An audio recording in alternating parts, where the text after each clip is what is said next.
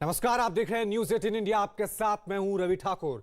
मणिपुर की राजधानी इम्फाल के टेक्निकल एयरपोर्ट पर उग्रवादियों के हमले में शहीद हुए जवानों के पार्थिव शरीर लाए जा रहे हैं।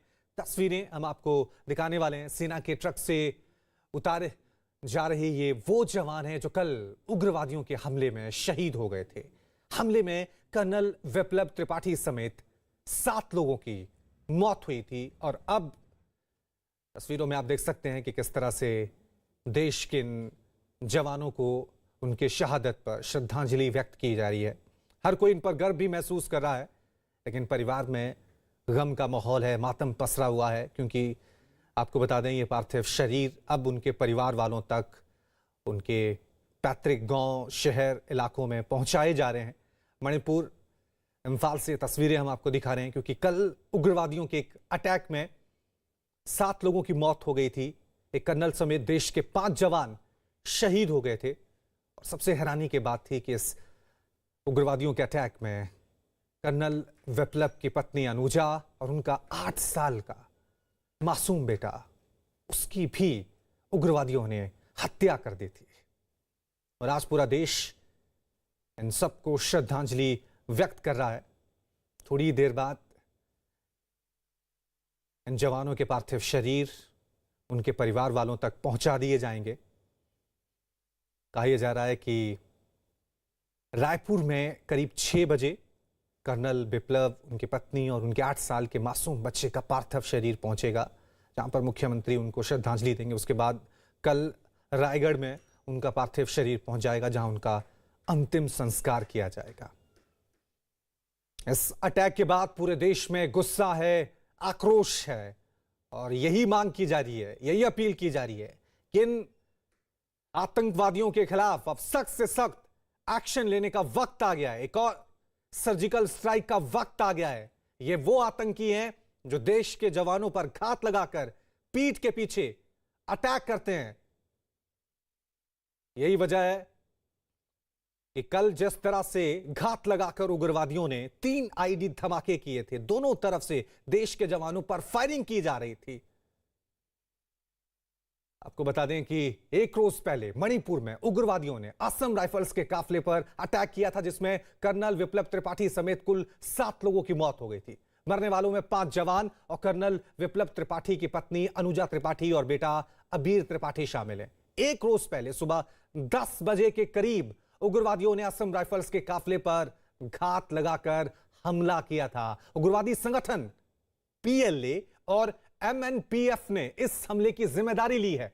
बताया गया है कि इस हमले में 15 उग्रवादी शामिल थे, जिन्होंने काफिले को निशाना बनाने के लिए वहां 3 आईडी धमाके किए।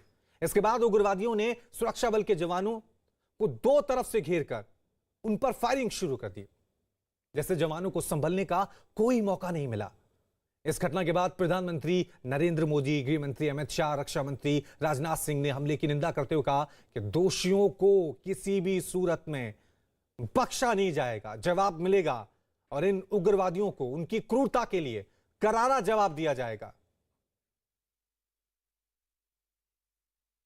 मणिपुर में शहीद कर्नल विप्लव, उनकी पत्नी और बेटे का पार्थिव शरीर लेने के लिए उनके भाई अनय त्रिपाठी और मामा रायपुर रवाना हो गए। आज शाम करीब 6:30 बजे शहीद कर्नल विप्लव त्रिपाठी, उनकी पत्नी और बेटे का पार्थिव शरीर रायपुर पहुंचेगा। रायपुर में मुख्यमंत्री भूपेश बघेल और राज्यपाल उन्हें श्रद्धांजलि देंगे। कल सुबह करीब 7 बजे सभी का पार्थिव शरीर रायगढ़ लाया जाएगा।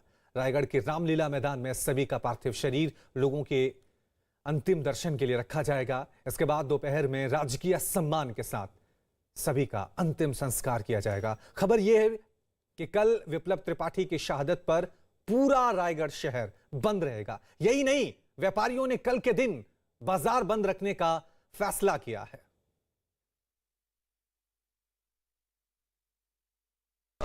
विप्लव के छोटे भाई जो है अनय त्रिपाठी, वो और उनके मामा जी उनका पार्थिव देह लाने के लिए जो है वो रायगढ़ से निकल रहे हैं। रायपुर जो है कि आज उनका पार्थिव देह लाया जाएगा।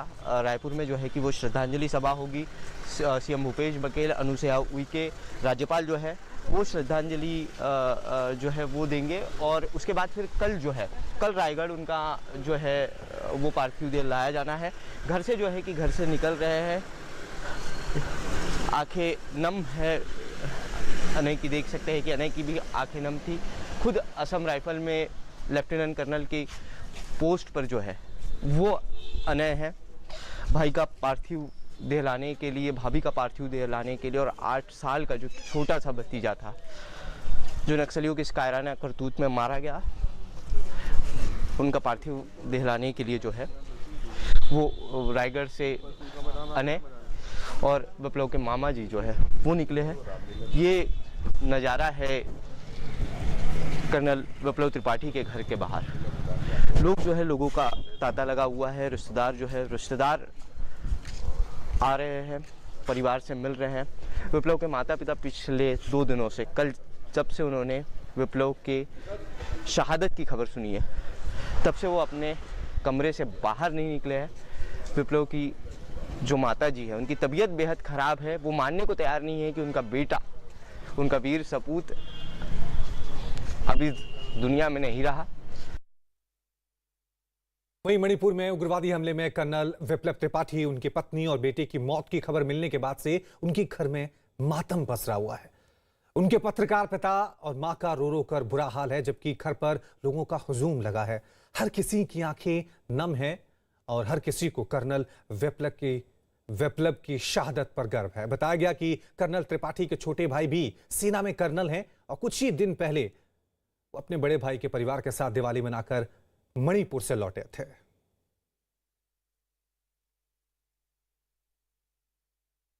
शहीद वीर विप्लव त्रिपाठी का ये घर है। रिश्तेदार जो है वो विप्लव जी के घर में मौजूद है। करीबी रिश्तेदार जो है वो मौजूद है। गमगीन माहौल है। कर्नल विप्लव के मामा जी इस वक्त हमारे साथ मौजूद है। क्या परिस्थिति रही मामा जी? सवाल पूछना मुझे नहीं पूछ पा रहा हूँ, लेकिन मजबूरी है। परिस्थिति बहुत ख़राब है।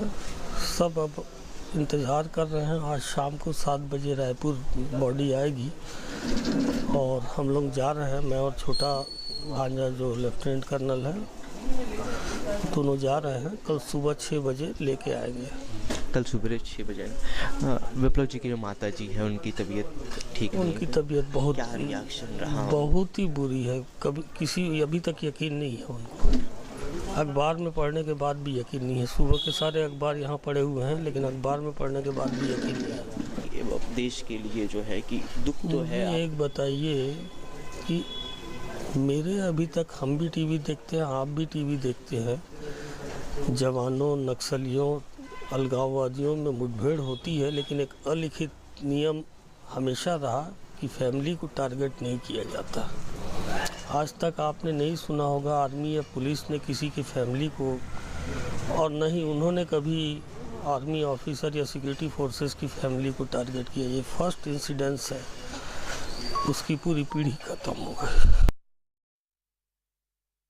बचपन से ही फैसलेस बहुत अच्छी रहा इनका, और बचपन से इनका सेना में जाने का विचार था। उनके विचार को देखते हुए उनके माता पिता ने कक्षा 5वीं के बाद से उनको सैनिक स्कूल में भर्ती किया।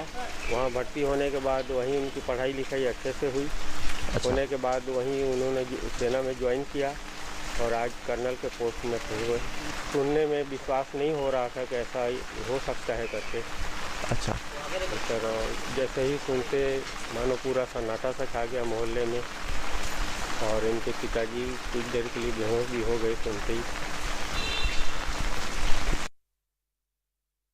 शहीद कर्नल विप्लव त्रिपाठी के घर पर रिश्तेदारों का तांता लगा है। आसपास रहने वाले लोग इस घटना के बाद सन्न हैं। ना थे रिश्तेदार, दोस्त, किसी को ये यकीन नहीं हो रहा है कि उग्रवादी हमले में कर्नल विप्लव, उनकी पत्नी और बेटे की मौत हो चुकी है।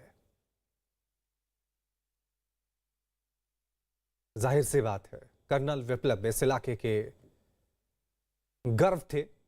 हर कोई उन पर गर्व महसूस करता था। और जैसे ही ये खबर सामने आई कि उग्रवादी हमले में कर्नल विप्लव शहीद हो गए हैं और उनकी पत्नी और उनके 8 साल के मासूम बच्चे की मौत हो गई है, तो हर कोई हैरान हो गया, सन्न रह गया।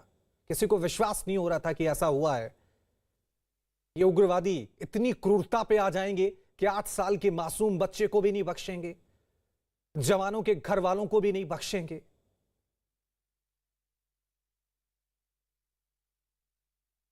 कर्नल विप्लव के छोटे भाई की तरह उनके एक दोस्त है अभिषेक उपाध्याय, बेहतर तरीके से जानते थे उनको। सेना में जब वो भर्ती हुए, जहां-जहां उनकी पोस्टिंग रही, पठानकोट से लेके जम्मू कश्मीर से लेके हर जगह अभिषेक वहां जाते रहे। पूरा देश रो रहा है। बच्चे की क्या गलती थी? क्या गलती थी उनकी पत्नी की? हमको भी दुख हो रहा है। सवाल अभिषेक मैं भी नहीं पूछ पा रहा हूँ, लेकिन क्या देखो, आपको सवाल पूछने में रोना आ जा रहा है। अब तो कल ही वो मिला है, कोई शब्द नहीं कहने की शहादत की। और एक कमांडेंट पे हमला, कायराना हमला के 6.5 साल के बच्चे की भाभी को, ये जो शहादत हुई है, ये जो कायराना हमला हुआ है, इसे ना देश भूलेगा, ना रायगढ़ भूलेगा, ना हम। इसको देश नहीं भूलेगा। कैसी शख्सियत रही। ड्रग्स माफियाओं के खिलाफ एक लंबी लड़ाई जो है कि वो वीर विप्लव त्रिपाठी ने लड़ी। आप मुझे कह रहे थे कि ये हमला उसी वजह से हुआ है। ड्रग्स माफिया हो सकता है क्योंकि भैया की जो बटालियन थी काफी बड़े-बड़े कार्रवाई कर रही थी। भैया एक अच्छे लीडर थे। हमारे लिए वो कर्नल कभी थे ही नहीं, हमारे लिए तो हमारे गुरु दादा थे। जितने स्ट्रांग और जितने दबंगई से वहाँ काम करते थे, उतने सॉफ्ट रायगढ़ में रहते थे। रायगढ़ में ये पुरानी बस्ती है रायगढ़ का, हर एक बंदा उनको जानता है। कभी भी ऐसा नहीं लगा कि वो एक बड़े ओहदे पे है। लेकिन ये था कि जब हम उनके पास जाते थे, देखते थे उनका ऑरा, देखते थे कहीं भी क्या था, तो समझ में आता था कि कितनी बड़ी जिम्मेदारी निभाते हैं। और वो कभी इस चीज को डिस्क्लोज नहीं करते थे, लेकिन हमें पता था उनकी जिम्मेदारियों के बारे में। मणिपुर में असम राइफल्स के काफले पर हुए हमले में असम के बक्सा जिले के रहने वाले जवान सुमन स्वागिरी भी शहीद हो गए थे। उनके शहीद होने की खबर मिलते ही उनके परिवार में मातम का माहौल है। परिवार का कहना है कि दिसंबर में उनके बेटे का 3रा जन्मदिन है और वो इसके लिए घर पर भी आने वाले थे, लेकिन उससे पहले उग्रवादियों के हमले में वो शहीद हो गए। घर वालों ने यह भी बताया कि हमले से महज 1 घंटे पहले सुमन ने अपनी पत्नी को फोन कर उनसे बात भी की थी। सुमन के शहीद होने की खबर ने परिवार वालों को अंदर से तोड़ दिया है। तस्वीरें देखकर आप अंदाजा लगा सकते हैं कि किसी का पिता चला गया है, किसी का पति चला गया है, किसी का बेटा चला गया है। जाहिर सी बात है, एक तरफ इनके शहादत पर पूरा देश गर्व भी महसूस कर रहा है, लेकिन दूसरी तरफ एक गुस्सा भी है, एक आक्रोश भी है और एक मांग भी है कि इन उग्रवादियों का अब जड़ से खात्मा होना चाहिए। इनके खिलाफ सख्त से सख्त कार्रवाई होनी चाहिए।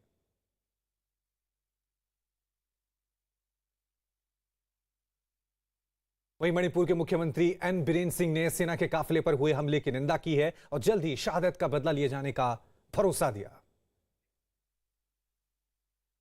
तो हर कोई, चाहे वो आम आदमी हो या फिर मुख्यमंत्री या फिर देश के दिग्गज नेता, हर कोई इन देश के जवानों की शहादत को सलाम कर रहा है, श्रद्धांजलि व्यक्त कर रहा है और यही कह रहा है कि इन जवानों का बलिदान व्यर्थ नहीं जाएगा।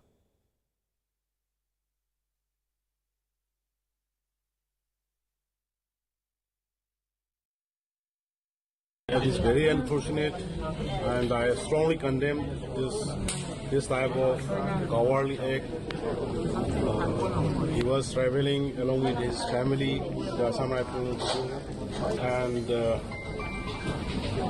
mass combing operation along with the paramilitary forces and his commandos have started in the area to nab the culprit, and justice will be delivered. Will definitely be done.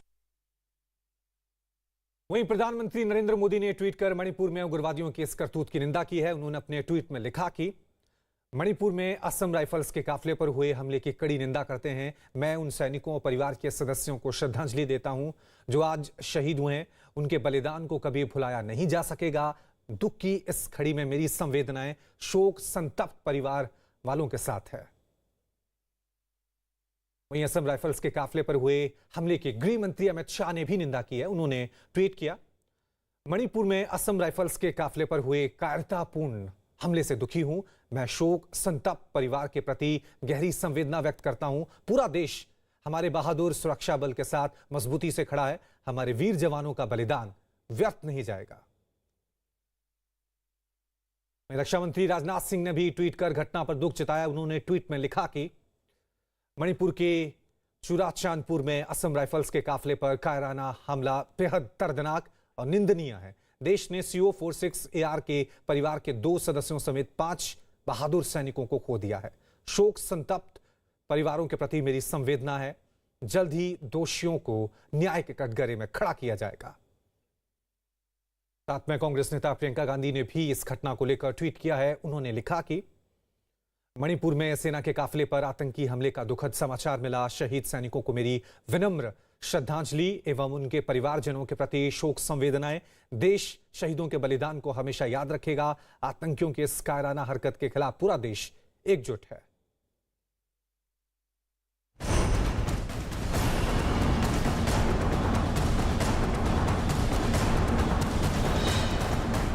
Police लगातार कोशिश करती रही है कि महाराष्ट्र से नक्सल मूवमेंट पूरी तरह से खत्म हो।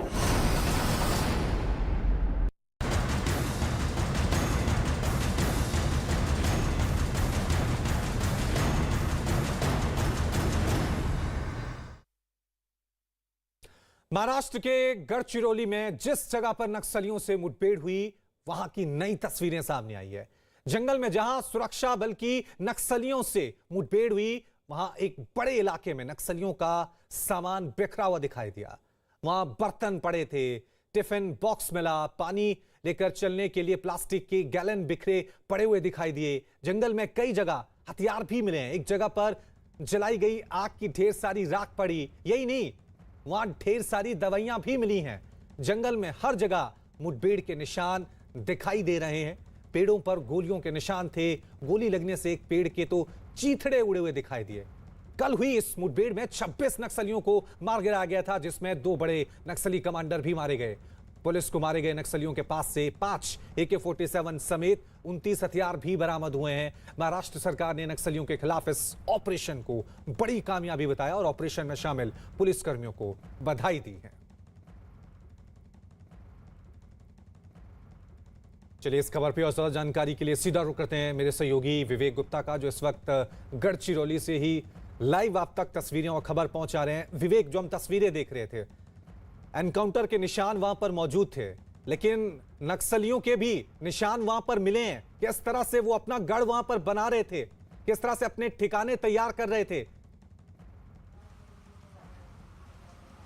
देखिए रवि, जिस जगह पे एनकाउंटर हुआ है वो काफी ज्यादा नक्सल प्रभावित इलाका है। बहुत घना जंगल है और जो गढ़चिरौली शहर से उससे तकरीबन 175 किलोमीटर दूर एक घने जंगल में वो लोग कैंप लगा के बैठे हुए थे और जिसकी स्पेसिफिक जानकारी गढ़चिरौली पुलिस को लगी, C-60 कमांडो की लगी। उसके बाद ये पूरी प्लानिंग की जाती है, पूरी रेकी की जाती है और बाकायदा एक रैकेट टीम भी भेजी जाती है। रैकेट टीम जब कंफर्म करती है कि वहां पर जिस स्पॉट पे जो इन्फॉर्मेशन मिली है, स्पेसिफिक इनपुट मिले हैं, वहां पर मिलिंद तेलतुंबड़े के साथ साथ तकरीबन 30 से 40 नक्सली वहां पर मौजूद है। इसी स्पेसिफिक इनपुट के बाद ही C-60 की 16 कंपनी का मतलब है कि 500 से ज्यादा C-60 कमांडोज तैयार करते हैं, अपनी पूरी टीम तैयार करते हैं और टीम तैयार करने के बाद कल सुबह 5:30 बजे वहां पर शनिवार को वो मौके पर पहुंचते हैं। 6 बजे ऑपरेशन शुरू होता है और 4 बजे तक ये ऑपरेशन चलता है। 10 घंटे, यानी कि महाराष्ट्र पुलिस के इतिहास में अब तक का ये सबसे बड़ा ऑपरेशन है और 10 घंटे पूरा ऑपरेशन चलता है, जिसमें 26 नक्सलियों को एनकाउंटर में ढेर कर दिया जाता है। हालांकि C-60 के 4 से 5 जो जवान हैं वो हल्की फुल्की उन्हें घायल भी होती है, लेकिन एयरलिफ्ट कराकर उनके नागपुर के सरकारी अस्पताल में भेजा जाता है। लेकिन इस समय हम जहां खड़े हैं रवि, वो गढ़चिरौली का सरकारी अस्पताल है और जो वैन आप देख रहे हैं इसमें जो नक्सली मारे गए हैं उनकी डेड बॉडीज भी इस वैन में रखी हुई हैं। पोस्टमार्टम के लिए इनकी डेड बॉडीज अब यहाँ से निकाली जा रही हैं धीरे धीरे, क्योंकि जिस तरीके से प्रोसेस है वो लगातार बढ़ता जा रहा है और गढ़चिरौली पुलिस का साफ तौर पर कहना है कि कोई भी जो भी कानूनी प्रक्रिया है उसको वो पूरा करेंगे। पोस्टमार्टम किया जाएगा, उसके बाद जितने भी शव हैं उनका बाकायदा DNA टेस्ट कराया जाएगा ताकि कोई पीड़ित परिवार बाद में ये आके क्लेम न कर दे कि ये इनकी बॉडी नहीं है, ये किसी और की बॉडी है। बाकायदा सब DNA टेस्ट कराया जाएगा। DNA टेस्ट के बाद ही सब बॉडी को उनके परिवार वाले को दिया जाएगा, अगर उनके परिवार लेने आते हैं तो। लेकिन इस पूरे मामले में जो सबसे बड़ा शख्स है, जो सबसे बड़ी कामयाबी है महाराष्ट्र पुलिस को, वो है मिलिंद तेलतुंबड़े की एनकाउंटर में मौत होना, क्योंकि ये एक बड़ा शख्स है जिसके अंडर में छत्तीसगढ़, महाराष्ट्र और तेलंगाना, ये 3 राज्यों का जो नक्सलियों का हेड था वो मिलिंद तेलतुंबड़े था। और साथ ही साथ 2018 में जब पूरा अर्बन नक्सल का पूरा मामला सामने आया था तो यलगार परिषद में भी आरोपी था और पीएम मोदी को भी इसने मारने की साजिश रची थी। तो अपने आप में ये बड़ी कामयाबी महाराष्ट्र सरकार और महाराष्ट्र पुलिस बिल्कुल बिल्कुल विवेक, बड़ी कामयाबी है महाराष्ट्र पुलिस की और बड़ा झटका यहां पर नक्सलियों को दिया गया है। महाराष्ट्र के गढ़चिरौली में नक्सलियों के खिलाफ यह तक का सबसे बड़ा और लंबा ऑपरेशन था, जिसमें सुरक्षा बल ने 26 नक्सलियों को मार गिराया।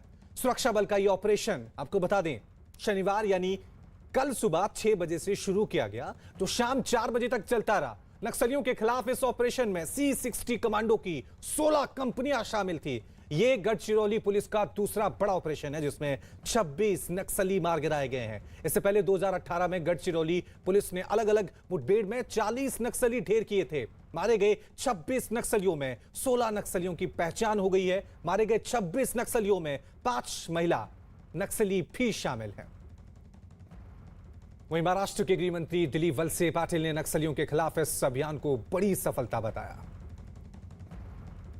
कल जो गढ़चिरौली में नक्सलियों के साथ जो एक एनकाउंटर हुआ उसमें कम से कम 26 नक्सलाइट्स मारे गए हुए हैं। उसमें 20 पुरुष है, 6 महिलाएं हैं और ये गढ़चिरौली पुलिस ने कंफर्म किया है अभी कि इसमें मिलिंद तेलतुंबड़े भी है। ये ऑपरेशन सुबह 6 बजे शुरू हुआ था और दोपहर को 4 बजे तक शुरू रहा। महाराष्ट्र पुलिस लगातार कोशिश करती रही है कि महाराष्ट्र से नक्सल मूवमेंट पूरी तरह से खत्म हो।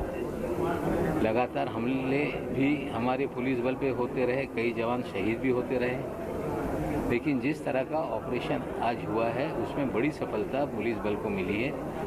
हम सभी पुलिस वालों को बधाई देने का काम करते हैं। चलिए इस खबर पर और ज्यादा जानकारी के लिए एक बार फिर रुक करते हैं। मेरे सहयोगी विवेक गुप्ता लगातार इस खबर पर आप तक अपडेट पहुंचा रहे हैं। विवेक, महाराष्ट्र सरकार इसे अपनी बहुत बड़ी कामयाबी बता रही है, सफलता बता रही है, उसमें कोई दो राय भी नहीं, लेकिन यहां पर इस तरह के अभियान और चलने चाहिए, इस तरह के ऑपरेशन और सफल होने चाहिए ताकि नक्सलियों का जड़ से खात्मा हो, ये रुकने नहीं चाहिए। बिल्कुल सही रवि, आपने देखी, इसलिए ऑल आउट जो महाराष्ट्र गवर्नमेंट ऑल आउट चला रही है उसके तहत नक्सलियों को ऑल आउट है उसको तहत ही महाराष्ट्र गवर्नमेंट काफी ज्यादा सीरियस हो चुकी है। इसलिए बाकायदा C60 कमांडोज की पूरी जो कंपनी बनाई गई, जो पूरी जो फौज बनाई गई है उसके लिए सिर्फ ये आपको बता दें C60 जो कमांडोज हैं वो स्पेशलाइज हैं नक्सल ऑपरेशन करने के लिए, यानी घने जंगल में जाकर नक्सलियों का मुंह तोड़ जवाब देने के लिए ये इस तरह के कमांडो को ट्रेनिंग दी जा रही है। लेकिन मैं आपको ताजा तस्वीर दिखाना चाहूंगा। आप साफ तौर पर देख सकते हैं कि इस समय हम गढ़चिरौली के सरकारी अस्पताल में मौजूद हैं और जिस तरीके से एक एक शव कर बाहर निकाला जा रहा है और उन्हें बाकायदा पोस्टमार्टम के लिए बाहर ले जाया जा रहा है, तो पूरी जो फॉर्मेलिटीज है वो पूरी की जा रही हैं और किसी तरीके से कि जो उनकी पोस्टमार्टम है वो जल्द से जल्द हो सके, बाद में उनका जो डीएनए सैंपल है वो जल्द से जल्द लिया जा सके, ये पूरी प्रोसेस चल रहा है। हालांकि यहाँ पे बारिश भी काफी ज्यादा तेज हो रही है, इसलिए पुलिस की पूरी कोशिश रहेगी कि अंधेरे होने से पहले तक जो भी फॉर्मेलिटीज है, जो 26 शव है उनका किसी तरह पोस्टमार्टम कर दिया जाए और किसी से उनके जो डीएनए सैंपल्स हैं वो कर दिए, पूरे कंप्लीट कर दिए जाए, उसके बाद आगे का प्रोसेस शुरू होगा। यही वजह है कि इन सब के लिए अब शाम 5 बजे गढ़चिरौली पुलिस के एसपी अंकित गोयल और आईजी एक बड़ी प्रेस कॉन्फ्रेंस करने वाले हैं और प्रेस कॉन्फ्रेंस में पूरा खुलासा करेंगे कि आखिरकार ये किस तरीके से उन्होंने ऑपरेशन किया, कितने दिनों से उनकी तैयारी चल रही थी, कितने लोग उसमें इन्वॉल्व थे। लेकिन रवि, जो जानकारी मिल रही है उसमें साफ तौर पर पता चल रहा है कि स्पेसिफिक इनपुट, एक सटीक जानकारी मिली थी, एक इंटेलिजेंस की इनपुट था कि साफ तौर से इनपुट्स मिले थे, उस पर सुरक्षा बल और महाराष्ट्र पुलिस ने बेहतरीन काम किया। यही वजह है कि इसे अब तक का नक्सलियों के खिलाफ सबसे कामयाब और सफल ऑपरेशन कहा जा रहा है।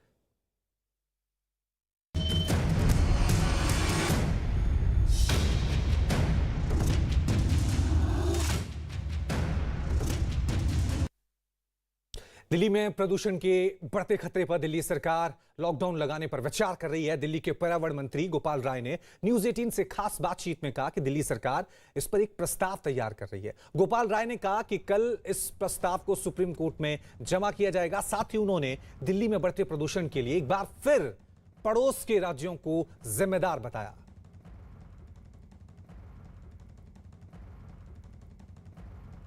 अभी जो अनुमान है कि अगले कुछ दिनों में अभी प्रदूषण का स्तर और जो है खराब होगा, उसको देखते हुए कल सरकार ने निर्णय लिया कि दिल्ली के अंदर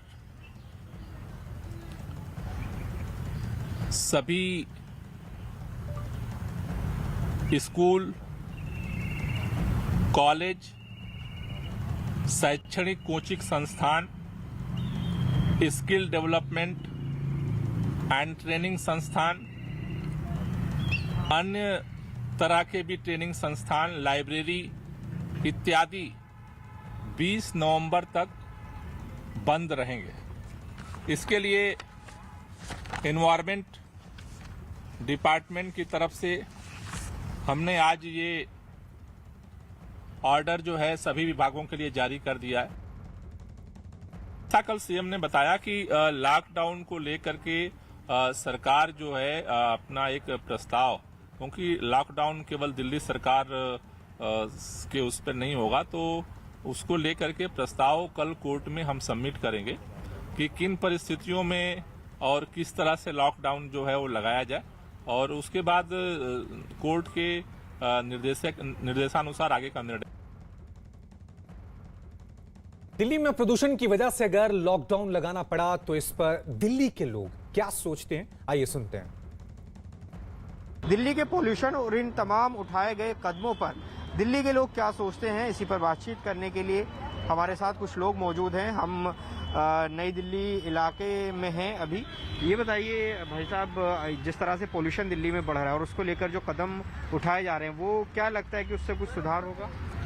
नहीं, हमें ये लगता है कि 2 दिन का लॉकडाउन लगा देना या कुछ ऐसा कर देना, ये कोई स्थायी समाधान नहीं है। हम लोगों को इसके स्थायी समाधान की ओर बढ़ना चाहिए। किसी भी तरह के काम को बंद करना कोई भी यहाँ पे सॉल्यूशन नहीं है। आप चाहें तो ट्रैफिक जो अभी इतना ज्यादा चल रहा है, ऑब्वियसली काम हो रहा है, उसको कुछ उसका प्रेशर कम करने के लिए कुछ किया जाए, तो उसके लिए आप कह रहे हैं कि स्थायी समाधान इसका निकाला जाना चाहिए। ये एक तरह से अस्थायी कदम है, प्राथमिक कदम है, ऐसा कह रहे हैं। आप बताइए, आप क्या सोचते हैं? मैं इसके विषय में केवल यही सोचता हूँ कि जिस प्रकार से आज हम लोग इतने वाहनों में व्यस्त हो गए हैं कि हमें यदि 200 मीटर भी जाना है, हम अपनी बाइक लेकर अथवा कार लेकर निकलते हैं। क्यों नहीं हम कुछ नियमित बना लें कि हम जो वाहन विशेष रूप से चलते हैं, सरकारी हैं, उनमें जाएं, और उसके बाद में कहीं पास में जाना है तो हम पैदल जाएं। आजकल यहाँ पर क्या हो गया है कि हम पार्क भी जा रहे हैं तो हम अपने वाहन से जाएंगे। प्राथमिक कदम हो सकते हैं, स्थायी समाधान नहीं है। कुछ का कहना है कि इन समाधान से थोड़ी राहत मिलेगी, लेकिन लोगों को भी समझना होगा जो अभियान चलाए जा रहे हैं उसमें सरकार का भी साथ दिया जाए, और ये कदम जो उठाए गए हैं, चाहे वो दिल्ली सरकार की तरफ से हो या फिर सुप्रीम कोर्ट ने जो कल बातें कही हैं, उसको देखते हुए लोग अपनी राय रख रहे थे। वहीं इससे पहले कल प्रदूषण पर एक अहम बैठक के बाद दिल्ली सरकार ने सोमवार यानी कल से 1 हफ्ते के लिए दिल्ली के सभी स्कूलों को बंद करने का आदेश दे दिया है। हालांकि छात्रों की ऑनलाइन क्लास चलती रहेगी। इसके अलावा दिल्ली सरकार के सभी दफ्तर बंद रखने के निर्देश दिए गए हैं और सरकारी कर्मचारियों को घर से ही काम करने को कहा गया है। साथ ही निजी दफ्तरों के लिए भी एडवाइजरी जारी करने की बात कही गई है। दिल्ली में 14 नवंबर से 17 नवंबर तक सभी तरह के निर्माण कार्य पर रोक लगा दी गई।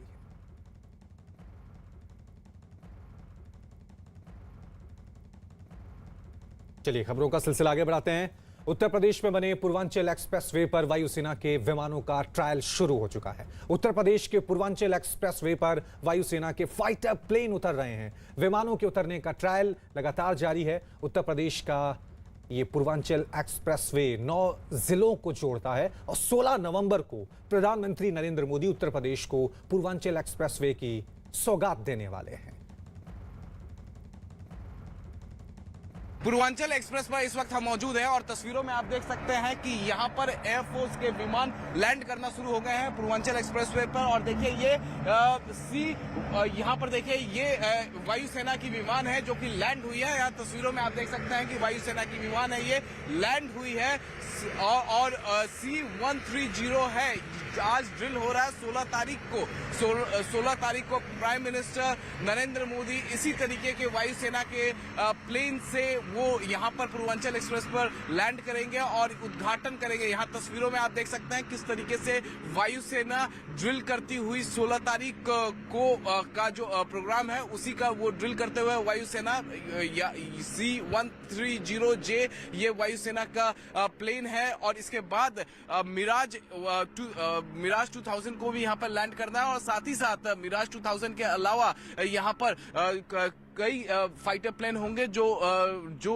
काफी नीचे से लो फ्लाई करेंगे या फिर टच डाउन करके यहां से निकलेंगे। तो यहां तस्वीरों में आप देख सकते हैं ये C-130 ये जो है वायुसेना की प्लेन ये C-130J है जो कि लैंड की है अभी और यहां से तुरंत उड़ान भी भरेगी। तो कई फाइटर प्लेन मिराज 2000 सिखोई वो मिराज 2000 को भी यहाँ पर लैंड करना है और साथ ही साथ सिखोई जो है काफी लो एंगल से फ्लाई करेंगी यहाँ पर। तो तस्वीरों में आप देख सकते हैं कि इस तरीके से ये 241 किलोमीटर लंबा पूर्वांचल एक्सप्रेस वे बनाया गया है। तस्वीरों में आप देख सकते हैं और इस वक्त पूर्वांचल एक्सप्रेस वे पर हर तरफ आप देख सकते हैं कि वायुसेना के जवान तैनात हैं, नीचे उत्तर प्रदेश पुलिस के जवान तैनात हैं। इसी तरीके से अभी काफी देर तक यहाँ पर पूर्वांचल एक्सप्रेसवे पे वायुसेना के जो फाइटर प्लेन हैं वो लैंड करेंगे